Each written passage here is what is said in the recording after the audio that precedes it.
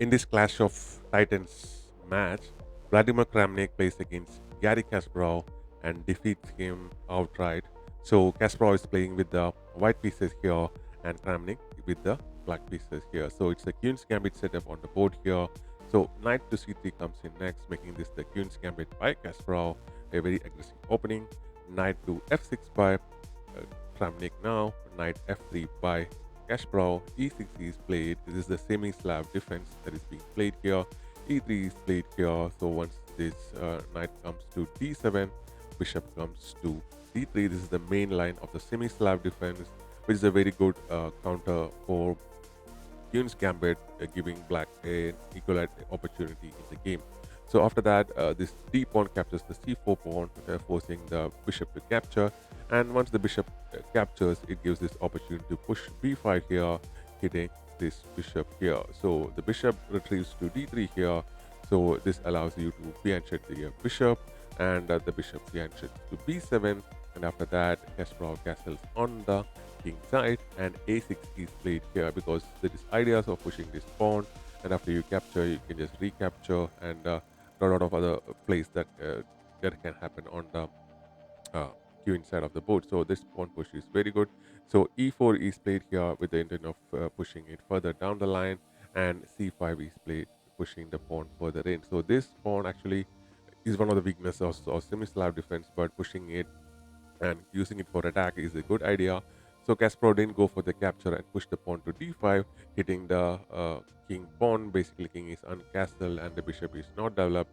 So c4 is pushed, hitting the bishop here, and the bishop retrieves to c2, and queen to c7 is now played. So knight comes to d4 by Kasparov, bringing the knight into the game, and knight to c5 by Kramnik here, bringing his knights into the game, and pawn push hits this knight, trying to displace the knight. So, but en passant results, and pawn captures back here, activating the Kasparov's rook quite early in the game.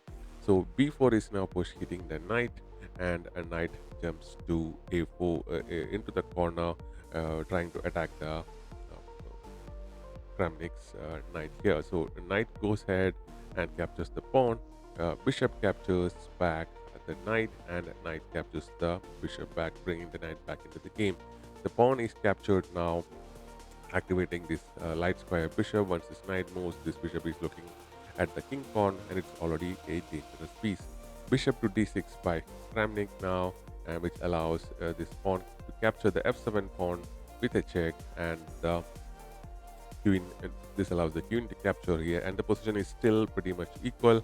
And pawn push to f3 is played. Queen is played, hitting this particular knight here. So instead of moving the knight, queen to h5 is played here. So if you capture here, there's an attack on the pawn here on h2 square with a check, and once king goes here, you can just castle, and there's a check with the rook here, and the king will be exposed into the center of the board.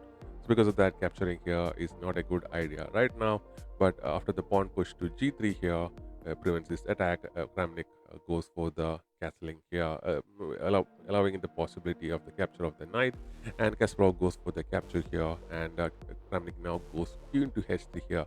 Here the best move was to bring the queen over here and attack the pawn here, because and this particular knight as well, because if you capture this pawn, you're targeting both these undefended squares, weak squares of Kasparov. So that was the best move. This allows knight to come to f3 here, but Kasparov's best move was to bring the queen into the second rank and to defend the king.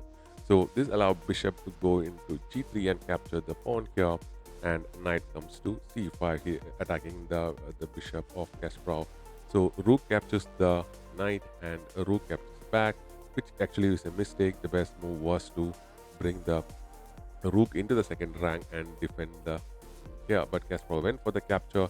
This allows the check to happen, and the king is already attacked right now with a good initiative for Kasparov, for Kramnik now, and Kramnik is already better in this position. So king goes to f1 now, and bishop now escapes from this knight attack and goes to c6 here, looking to bring the bishop here with a check, and the king will be paralyzed, don't have any other squares to go, so the knight will be forced to jump in. So bishop to g5, which is a mistake, is played here. The best move was to bring the rook over here to to a5 here. Basically, like in case of the bishop comes here, you can just go for the capture here. So so because of that, it will prevent the bishop move, but the bishop move happens because he didn't play that rook move. So after that, the king cannot move anywhere else. So the knight had to jump in here, and the check need to be covered like this. So after that, after the knight move, rook comes here to e8 now, and basically Kramnik is already better in this position. And a rook to a2, which is a blunder, is played now by Kasparov here. So because of that, king queen to h1 is a mistake by Kramnik, even though it helps him to win. The best move is a checkmate move. Bishop capturing the d3 knight here with a check, and after that, the following moves will happen, and the checkmate is on the board right now. It's a simple 4-move checkmate, but Kramnik missed that, so probably he saw a better alternate with queen to h1 move over here. So after the queen to h1 move. Yeah, the rook comes to d2 with a check. King moves to d2, and queen places the check. And after that, rook is captured, so he just got the piece back, and the rook captures the bishop now. So queen places the check, and the king goes to c2. Queen to c3 plus check is played, and after that, king goes to b1, and the rook comes to d4. And as of this position, Kasparov resigns the game, and Kramnik wins this match because after the following moves, king to a2 is the best move. Bishop captures the knight, and after which the queen comes to c1 here, and rook goes to d5, and queen exchange happens. And after the king to a3, you're looking both these pawns marching down the board, and this pawn is also marching down the board, and it will be a rook end game with these two pawns marching down the board, and these two pawns will get cancelled. So it's winning for Kramnik here. That's why Kasparov resigned as of this position, and Kramnik won the match. So thanks for watching. We'll be back with more such videos of great players.